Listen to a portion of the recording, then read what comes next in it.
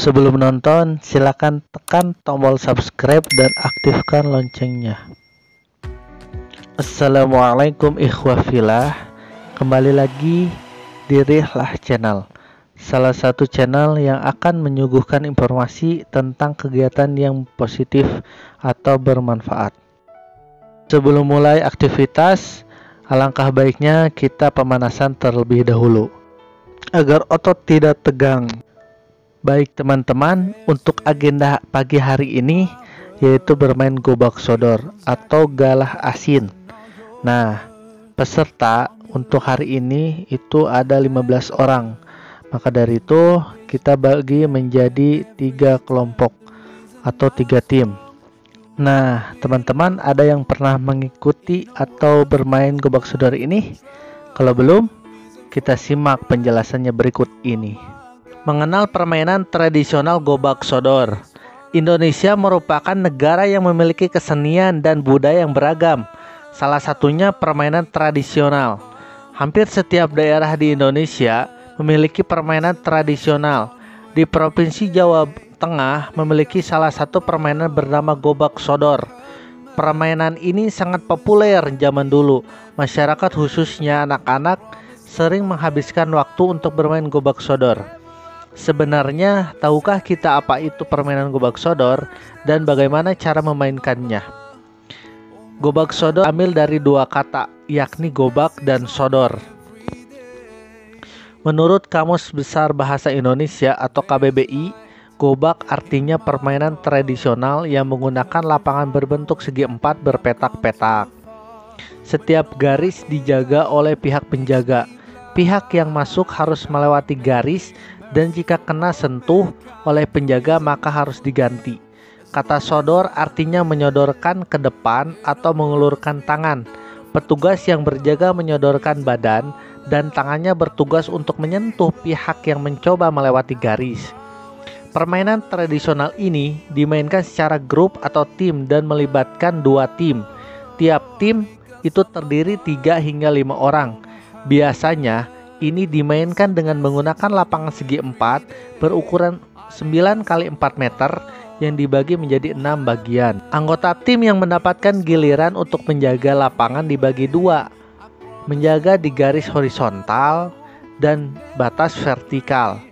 Bagi yang menjaga di garis horizontal, mereka harus berusaha untuk menghalangi lawan agar tidak melewati garis batas. Bagi anggota yang berjaga di garis vertikal, mereka mempunyai akses untuk keseluruhan garis batas vertikal yang terletak di tengah lapangan.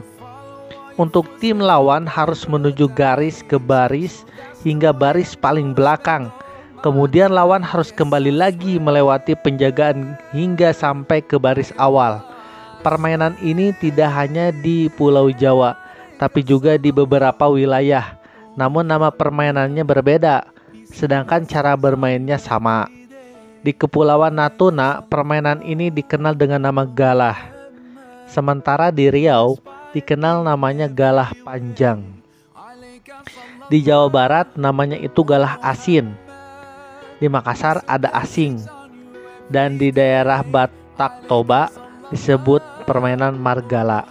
Gobak sodor tidak hanya sebuah permainan tapi memiliki manfaat bagi kita saat bermain. Ini hanya sekedar menyenangkan dan menarik saja. Iswinarti pada buku Permainan Tradisional, Prosedur dan Analisis Manfaat Psikologis 2017 terdapat nilai-nilai pembelajaran kompetisi sosial pada permainan gobak sodor ini.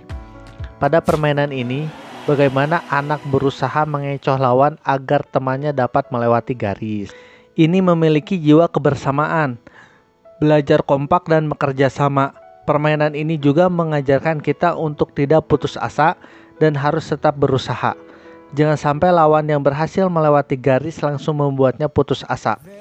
Dilansir dari kompas.com 2018, jika permainan tradisional gobak sodor ini dipermainkan pada Pekan Olahraga Perempuan atau POP pada 2018 lalu. Bahkan diharapkan permainan tradisional ini bisa menjadi industri seperti cabang olahraga populer lainnya. Ini sebagai ajang pemersatu dan bernilai pelestarian olahraga tradisional. Presiden Joko Widodo dan Iriana juga pernah memainkan permainan ini saat memperingati Hari Pendidikan Nasional 2018 di Istana Presiden Jakarta. Sejumlah pejabat juga pernah bermain. Jokowi mengaku sudah 50 tahun lebih tidak bermain permainan ini. Selain menyenangkan, permainan ini menanamkan nilai-nilai penting bagi anak-anak yang terkait dengan semangat gotong royong. Nilai-nilai itu dapat menjadi bekal kepada anak-anak secara individual dan sosial kemasyarakatan. Menurut penelitian yang dilakukan oleh Subuh Anggoro 2016, ada 5 nilai yang menjadi indikator gotong royong dalam permainan gobak sodor. Pertama, nilai interdependensi atau saling berketergantungan. Pada permainan gobak sodor, anak-anak harus saling bekerja sama dan bergantung kepada sesama anggota tim untuk mencapai kemenangan. Kedua, nilai tanggung jawab. Dalam gobak sodor, setiap individu memiliki tanggung jawab untuk membawa tim menuju kemenangan.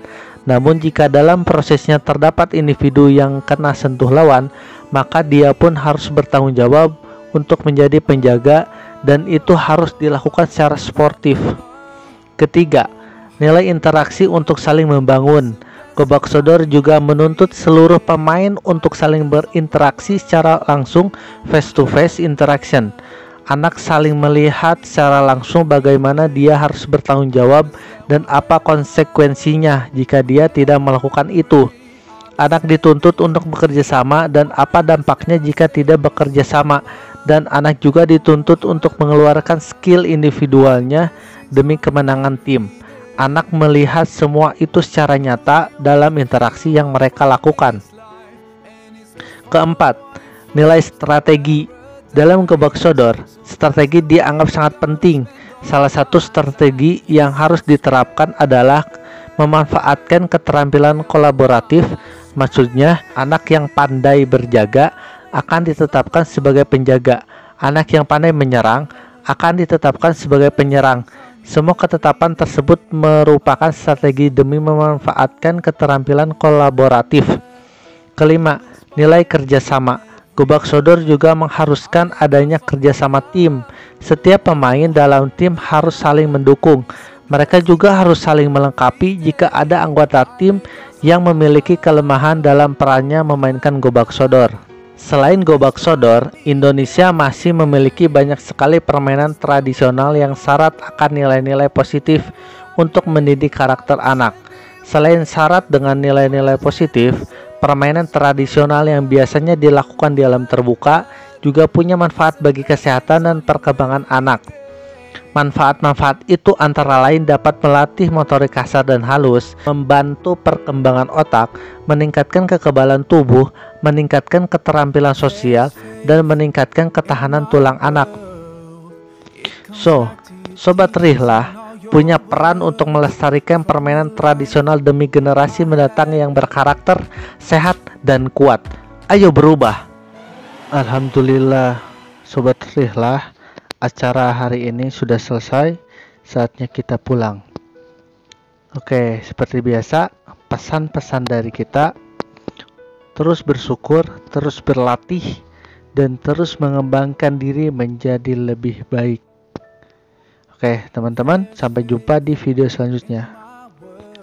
Jangan lupa tekan tombol subscribe dan aktifkan loncengnya.